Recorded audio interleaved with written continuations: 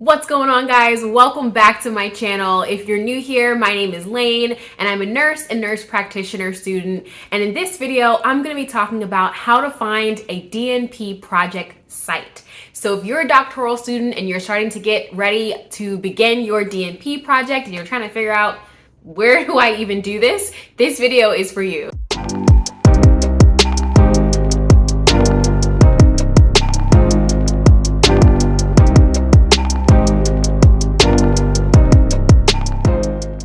So if you're watching this video, it's probably because you're a doctoral nurse practitioner student and the dreaded time has arrived when you finally have to figure out what your DNP project is, how you're going to implement it, and what site you're going to do it at. And if you're still trying to figure out even what topic that you can try to do your project on, check out this video right here, and I'll just put the link right there. And it talks about some of my tips about choosing a DNP project. But first things first, let's figure out a site. So I'm going to be talking about different things that you can do if you have no idea how to find a site and what site you're going to do your project at. So hopefully some of these options will work for you. Let's get started. So one of the first ways that you can try to secure a DNP project site is through cold calls. And I'm not gonna lie, this is not one of my favorites because I think that it can be very time consuming. So cold calling is essentially going to a practice, a clinic, or whatever setting you think you might be interested in or that has the population of patients that you think you might wanna do your project on, and just telling them like, hey, my name is Layne and I'm a nurse practitioner student and I want to know if you'd be willing to allow me to do a quality improvement project here. And I know that this route can work for you. So if you're willing to just be a go-getter, put your name out there and you're okay with them possibly rejecting you because they don't know you, that is totally cool and that could be an option for you.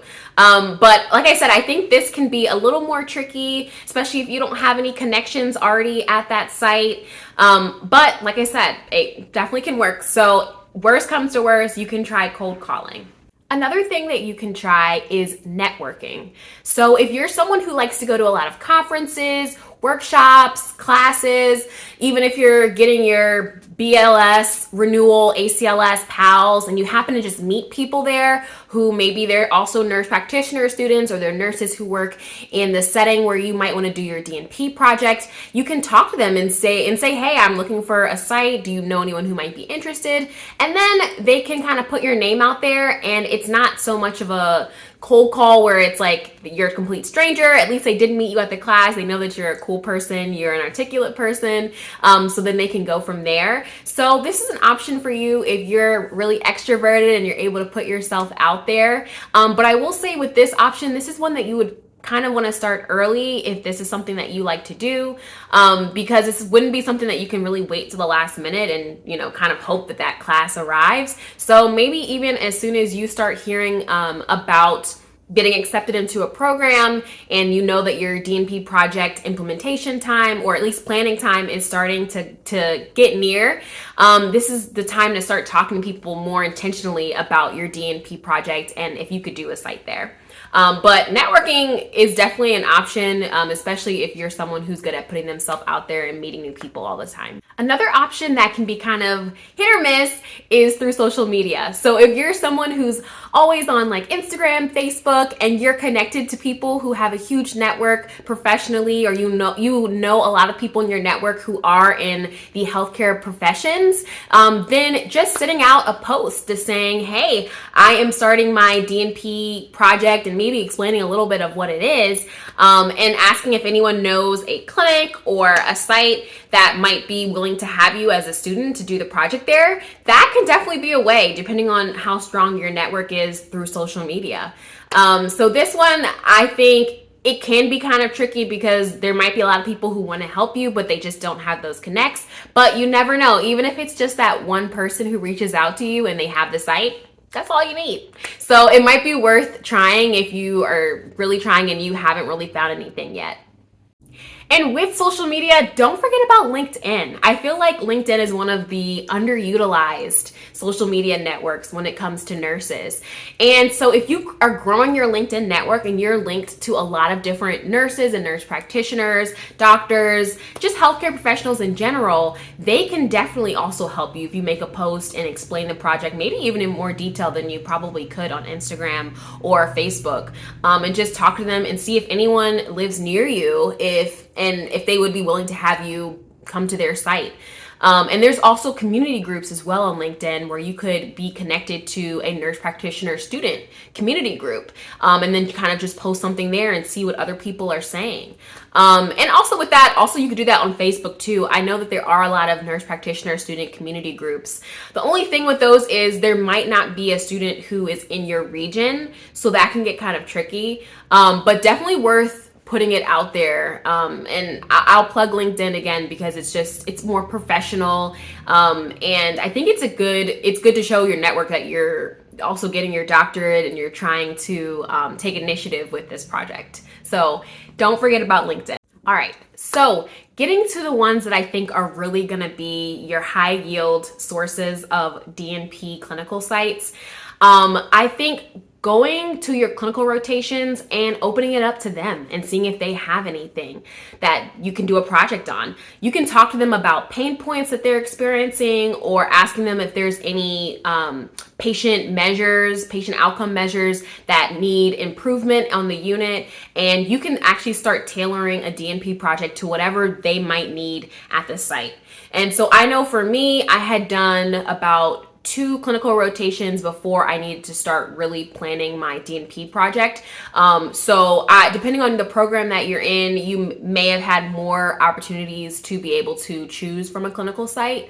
But this is definitely a great option because they already are familiar with you. Hopefully you've made a good impression. They know that you're smart, and that you're someone who could really add positively to the clinic or the site that you're going to be doing your project at. So I think this is one of the top ways that you can really get a good site. And it would be less awkward than going into a place where no one has really any idea who you are.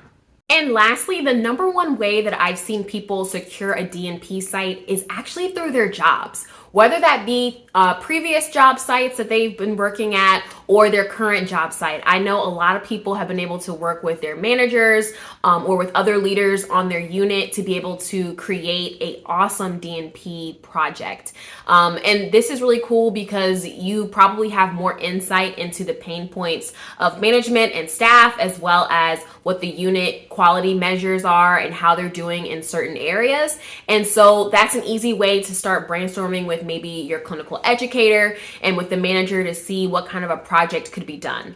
Or if they're already thinking about a project that they're going to do anyway, you could be the person who leads and tailors that, and that could also be part of your project. So don't forget about that. But of course, you want to be on good terms with, if it's a previous job, a job that you've had, you want to make sure you're still on good terms with them and that you left on a good note. So that could possibly be an option for you. Also, using a previous or current job site is great because everyone already knows you and likes you. And so when you're asking staff to do a training or to do extra documentation or something like that with your intervention, potentially, I think that everyone would probably be more likely to give it their best try and to really do it because they know you and they want you to be successful. All right, guys, so those are the main ways that I've seen that have helped other students find their DNP project sites. Please be patient, be persistent. I know that it's very stressful trying to figure out where the site is going to be, but you're going to find a site.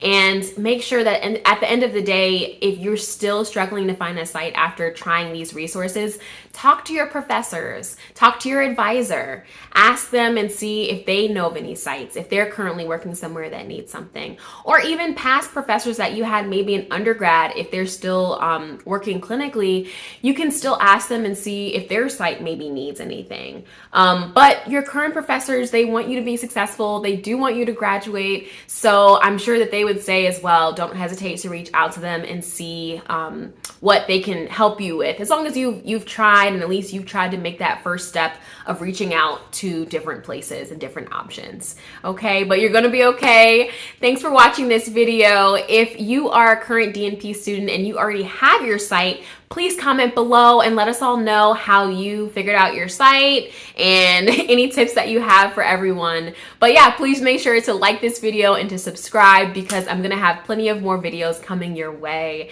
You're gonna be awesome. All right, guys, peace.